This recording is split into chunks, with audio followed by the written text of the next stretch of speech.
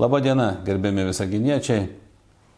Kalbant apie šią savaitę, aišku, noriu dar kartą atkreipti dėmesį į tai, kiek tenka kovoti dėl mūsų įvažiuojamųjų kelių. Ir šią savaitę vėl buvo atvažiavę Citridė televizija, filmavo kelius, ėmė iš manęs interviu ir noriu pasakyti, kad buvo vienas iš klausimų.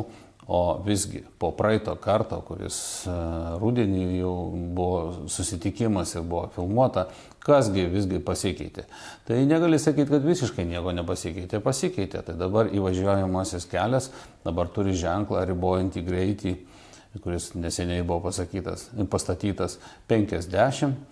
Tai pasikeitimas yra, bet kelio kokybė nuo to nepagerėjo, jinai labai ženkliai, tiesiog dienomis blogėja ir dabar jau galima drąsiai sakyti, kad mūsų įvažiuojami keliai į miestą turbūt yra pirmoje pagal blogumą vietoje. Taigi ir korespondentai tą atkreipė dėmesį ir aš dėja tik galiu konstatuoti, kad tokio ženklo pastatymas tai yra taip, kad jau ir Via Lietuva taip pradeda pastebėti, tačiau jis ne tiek dėl vairuotojų, ne tiek dėl automobilių, kiek dėl atsakomybės nusiėmimo, nes jeigu tektų atsakyti prieš draudimo kompanijas, kurios reikalautų atstatyti žalą automobiliams, tai būtų galima kalbėtis apie tai, kad vairuotojas buvo įspėtas, kad yra blogas kelias. Tačiau nuo to kelio kokybė niekaip nepagerėja ir tie mūsų ženklai, kurie pastatyti, jie ne tam, kad mūsų gyventojai tiesiog matytų, kad tai yra valstybiniai keliai, o tam, kad valstybės pareigūnai, kurie priima sprendimus, kur ir kada remontuoti kelius, jie tai pastebėtų, kokie tai yra keliai. Ir eiliniai raštai nesustojant tikrai eina į Via Lietuvą, į Susisiekimo ministeriją, taip pat kaip ir iš manęs, taip ir jau iš Seimo mūsų nario eina, tačiau tik tai bendru kartu darbu galim pasiekti, kad tie keliai būtų suremontuoti. Taigi, dar viena iš naujienų, tai gavom iš Konstitucinio teismo atsisakymą nagrinėti mūsų prašymą dėl Tarybų gatvės. Konstitucinis teismas nusprendė nenagrinėti šito klausimo. Tai reiškia, kad reikės grįžti prie procedūrų, pradėti konsultaciją su gyventojais dėl šios gatvės pavadinimo keitimo.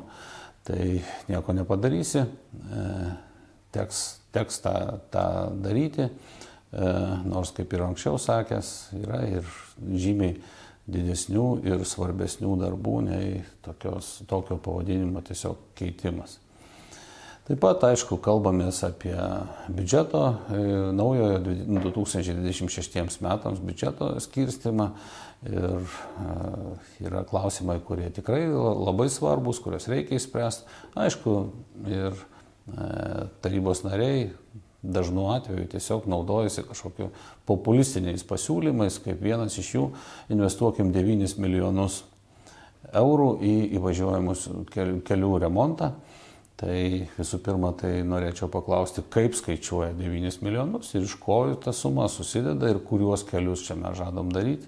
Antra, ar tai yra tikrai teisinga atimti iš mūsų įstaigų, įmonių, iš mūsų gyventojų tuos 9 milijonus, kad suremontuoti svetimą turtą šiuo atveju, tai yra valstybės turtą ir nedaryti kažkokių projektų mūsų savivaldybės rėmuose.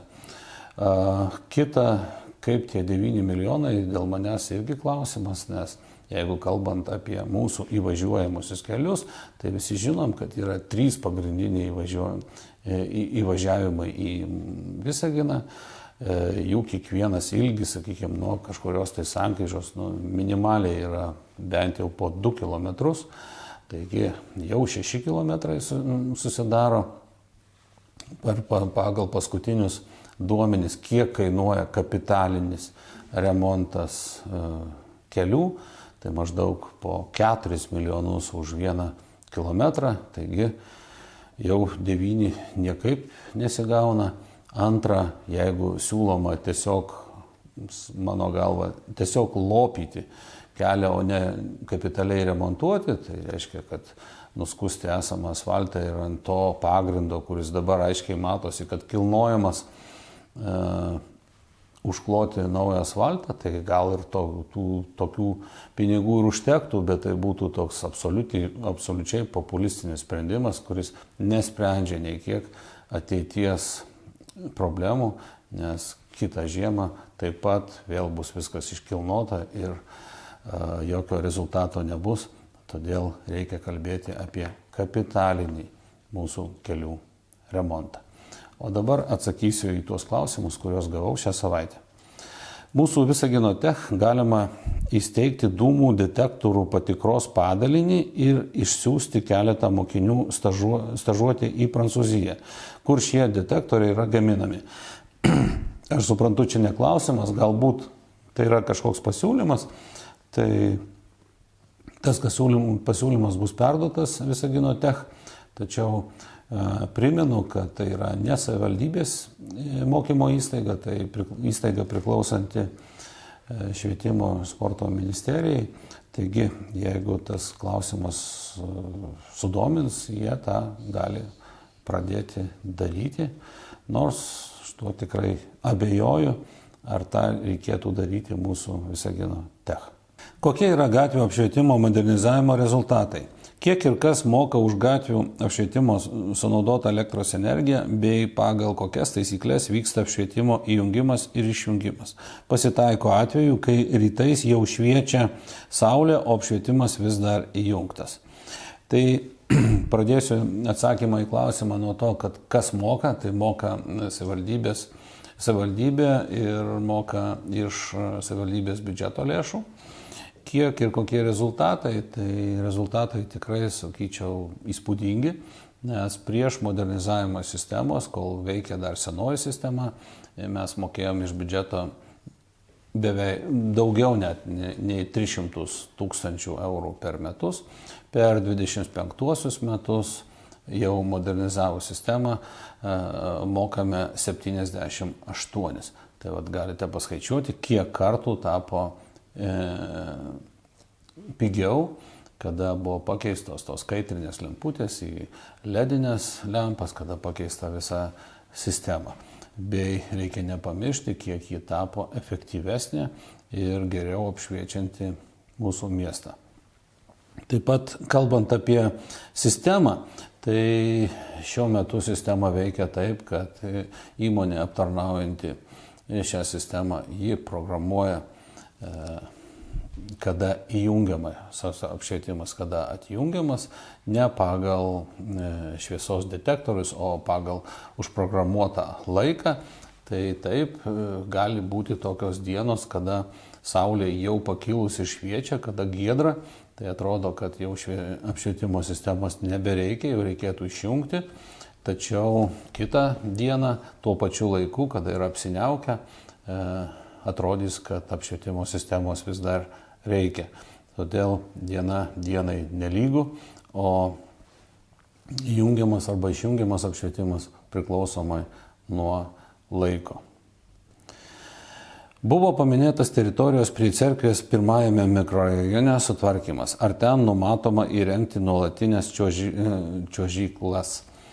Tai taip, tikrai jau šiuo metu projektuojamas projektas šitos teritorijos sutvarkymui ir numatomi ten tam tikri renginiai, numatomi, kad tai bus viešoji erdvė, tokis kaip ir parkas.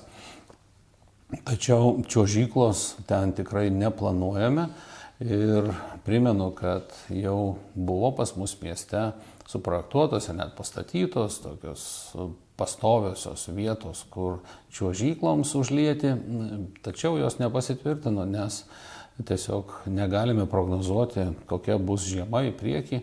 Šiemet atrodo tikrai žiema tinkama užlieti ledą ir tą ir padarėme, kitais metais bus nežinia kokia žiema ir matėme praeitas žiemas, kur tiesiog nebuvo galimybės jokios užlieti ledą. Todėl specialiai tokios vietos neprojektuojam. Tiesiog priminsiu, kad šiuo metu vyksta galimybių studija ir projektavimas daugiafunkcinės arenos, tai ten klausimas apie ledo buvimą yra sprendžiamas ir ten, jeigu bus ledas, jisai bus, aišku, ten bus galimybė turėti ledo vietą pastoviai. Ar planuojama sutvarkyti tuščią sklypą Energetikų gatvėje, bent jau įrengti automobilių stovėjimo aikštelę? Tai žinau, apie kurį sklypą eina kalba. Tas sklypas didžiaja dalimi priklauso privatiems asmenims, deja, bet ten vyksta dar ir teisminiai ginčai dėl to sklypo. Ir dalis, kuri priklauso savivaldybei, tikrai svarstoma ir mūsų architektūros skyrius palaiko idėją, kad ten galima būtų padaryti dar stovėjimo aikšteles. Ar planuojama kiemuose įrengti naujas atliekų surinkimo konteinerių aikšteles? Taip, šitas darbas jau projektuojamas ir aikštelių bus daugiau. Mieste vykdomas sausų ir ligotų medžių šalinimas. Ar bus atliekami atsodinimo darbai? Taip, tikrai jie kiekvienais metais vyksta ir ne tik dėl to, kad iškertame sausus medžius ar retiname medžius, tačiau būna atveju, kada ir reikia iškirsti medį, tai visa tai yra kompensuojami naujais sodiniais. Kada bus baigtas Kalno jaunystės gatvėje statybos, kada bus baigtos Kalno jaunystės gatvėje statybos ir ar bus sutvarkyta teritorija aplink jį? Deja, galiu pasakyti tiek, kad kalnas jau turėjo būti supiltas, tačiau yra vėlavimų dėl visos eilės priežasčių, apie jas jau kažkada kalbėjau. Ir šiuo metu užbaigti tiesiog oro sąlygos neleidžia, ne tik suvežti gruntą, bet jį reikia dar ir sutvarkyti, suplūkti, sutankinti. Taigi dabar tiesiog tokios galimybės nėra, bet kalno statybos tikrai bus užbaigtos ir jau dabar yra suprojektuotas ir aplinka aplink kalną ir planuojame pradėti pirkimo procedūras ir pasamdyti rangovą, kuris įvykdys ir to viso gerbūvio darbus. Kada valstybė perduos įvažiavimo kelius savivaldybėms? Ar mūsų savivaldybė planuoja šių kelių remontą? Kiek kainuoja vieno tokio kelio kapitalinis remontas? Taigi jau pačioj pradžioj atkreipiau dėmesį į tai ir čia sutapo, kad ir klausimą tą patį gaunu. Taigi, ar planuoja perimti? Tai nepaslaptis, kad ir mes jau turėjom net sutartį, kad perimsim vieną iš įvažiuojamųjų kelių, bet su sąlyga, jeigu pirmiausia jis bus sutvarkytas. Jeigu perimti tokius kelius, kokie jie dabar yra, tai tada mums tikrai turėsim dar didesnę bėdą ir nesugebėsim susitvarkyti vien dėl to, kad mums visų biudžetinių lėšų tiesiog neužteks susitvarkyti kelius kapitališkai naujai juos atremontuoti. Jau minėjau, kad jeigu kalbame apie paprastą remontą, tai mūsų atveju matyti jisai neefektyvus būtų. Tiesiog duobes palyginti tai yra viena. Čia dabar matome, kaip šita žiema parodė mums, kad kilnojasi visi pagrindai, visas po asfalto esantis betonas. Tai reiškia, kad reikia daryti kapitalinį remontą. O jeigu kapitalinis remontas, tai jau ir skaičiuojami 1 kilometro kaina apie 4 milijonus eurų. Tai paskaičiavus mūsų įvažiuojamosius kelius, manau, kad nesunku būtų suprasti, kad tai savivaldybei tiesiog nepakeliama našta. Tai tiek tų klausimų, kuriuos gavau per šią savaitę. Žiema nuostabi, žiema nesiruošia trauktis ir tikrai graži žiema, būkite saugus, vaikščiokite atsargiai ir viskas pas mus bus gerai.